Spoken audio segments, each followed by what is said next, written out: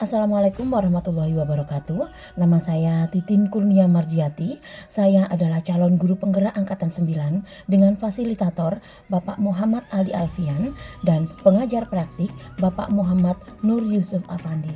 Di sini saya akan menyediakan video animasi pendek guna memenuhi tugas koneksi antar materi modul 1.1 A8. Kesimpulan dan refleksi pemikiran Ki Hajar Dewantoro.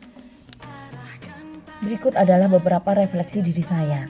Yang pertama, apa yang saya percaya tentang murid dan pembelajaran di kelas sebelum saya mempelajari modul 1.1. Yang kedua, apa yang berubah dari pemikiran atau perilaku saya setelah mempelajari modul ini. Dan yang ketiga, apa yang dapat segera saya terapkan agar kelas saya mencerminkan pemikiran Ki Hajar Dewantoro. Di sini adalah hal-hal yang saya percaya tentang murid dan pembelajaran sebelum mempelajari modul 1.1. Antara lain, yang pertama, peran guru mendominasi pembelajaran atau teacher-centered learning. Di sini, saya selalu menerapkan ketika saya datang mengajar, anak-anak menulis materi, kemudian mengerjakan soal, dan begitu seterusnya. Yang kedua, kurangnya motivasi anak dalam belajar di kelas.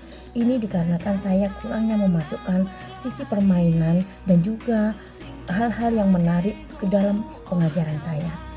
Yang ketiga, pencapaian keberhasilan siswa yang terpaku pada KKM. Pada kurikulum 13, saya memakai KKM sebagai patokan saya untuk keberhasilan anak. Apabila anak sudah mencapai nilai KKM, berarti saya anggap anak itu sudah berhasil. Yang keempat, peserta didik mempunyai karakter dan tipe belajar yang sama. Ini adalah kesalahan saya. Saya selalu menyamakan anak-anak. Padahal anak-anak mempunyai tipe belajar yang berbeda. Ada anak yang visual, anak auditori, maupun anak yang kinestetik. Yang kelima, suasana kelas yang hening dan tenang merupakan tolak ukur konsentrasi siswa. Ini yang selalu saya terapkan di kelas saya. Karena anak-anak yang hening dan pembelajaran yang monoton seperti itu merupakan keberhasilan bagi saya. Itu adalah anggapan saya. Berikut adalah perubahan pemikiran dan perilaku yang terjadi setelah saya mempelajari modul 1.1. Yang pertama, saya mencoba menciptakan sistem merdeka belajar. Di sini contohnya ketika saya kemarin menjelaskan tentang membuat kesimpulan.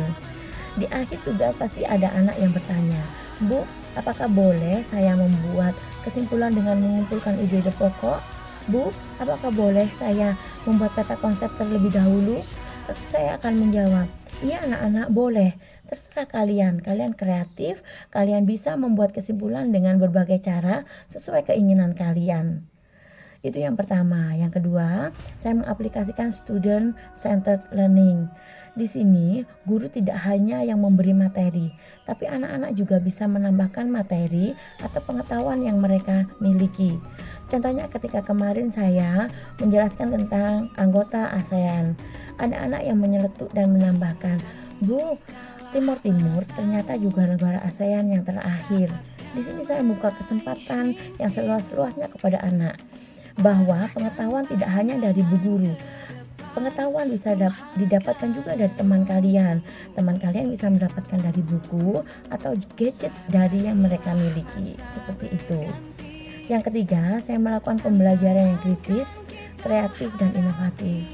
Biasanya saya hanya perlu beberapa pertanyaan pemantik. Dengan satu pertanyaan pemantik saja ketika saya utarakan, saya mencoba menggali anak-anak untuk bisa menjawab pertanyaan saya.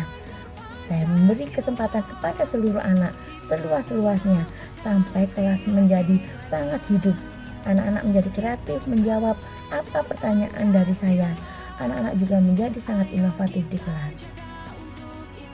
Yang keempat, saya menghargai karakteristik dan tipe belajar peserta didik. Belakangan ini, saya juga mulai menggunakan audiovisual ketika mengajarkan anak-anak. Di sini saya, ketika saya memberikan pengajaran dengan audiovisual, saya bisa memberikan dua tipe belajar, yaitu dari tipe belajar audio dan juga auditori dan juga dari visual. Anak-anak yang audio pasti akan mendengarkan pembelajaran dari saya. Begitu juga dengan anak-anak dari visual. anak-anak akan memperhatikan penayangan yang ada di depan, dari slide, dari proyektor yang saya tampilkan di depan. Dan untuk anak-anak yang kinestetik, saya ajak untuk berdemonstrasi setelah melihat pembelajaran yang sudah saya putarkan di depan.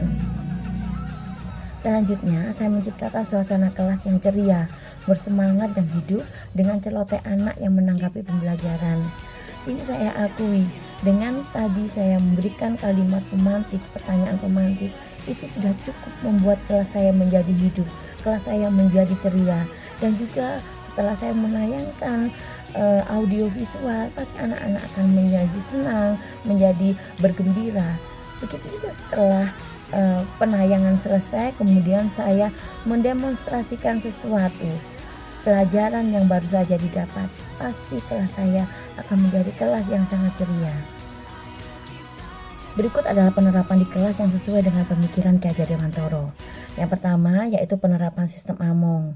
Di sini guru adalah penuntun anak-anak, hanya bisa menuntun dan mengarahkan anak-anak supaya menjadi lebih baik lagi sesuai dengan keinginan anak-anak. Yang kedua yaitu pembelajaran yang inovatif dan menyenangkan yang sesuai dengan kodrat alam dan kodrat zaman. Kodrat alam di sini sesuai dengan kebudayaan lingkungan mereka. Contohnya mereka berada di lingkungan daerah Malang. Di sini saya menghadirkan permainan-permainan tradisional yang pasti akan mereka sangat sukai. Selanjutnya yaitu tentang kodrat zaman. Di sini saya memasukkan unsur-unsur teknologi zaman sekarang untuk menerangkan. Ketika saya menerangkan, saya tidak melulu hanya menerangkan dengan media saya sendiri. Saya bisa memberikan anak-anak penerangan dari YouTube dan juga dari Canva, pasti akan sangat menyenangkan. Yang ketiga yaitu penerapan konsep merdeka belajar. Di sini anak-anak merdeka melakukan apa saja di dalam kelas sesuai dengan keinginan mereka, dan guru hanya menuntun dan juga mengarahkan anak-anak. Yang keempat yaitu pembelajaran budi pekerti, di mana guru tidak hanya mengajarkan tentang ilmu pasti, ilmu pengetahuan, tapi juga mengajarkan anak-anak budi pekerti yang baik. Bagaimana cara bersopan santun, bagaimana cara mereka andap asor kepada orang yang lebih tua. Kesimpulan dari pemikiran Ki Hajar Dewantoro, guru adalah seorang penuntun laku anak didik yang harus menyesuaikan pendidikan sesuai kodrat alam dan kodrat zaman demi terwujudnya perubahan budi pekerti menjadi lebih baik lagi. Demikian video animasi pendek dari saya. Terima kasih. Wassalamualaikum warahmatullahi wabarakatuh. Salam Merdeka Belajar.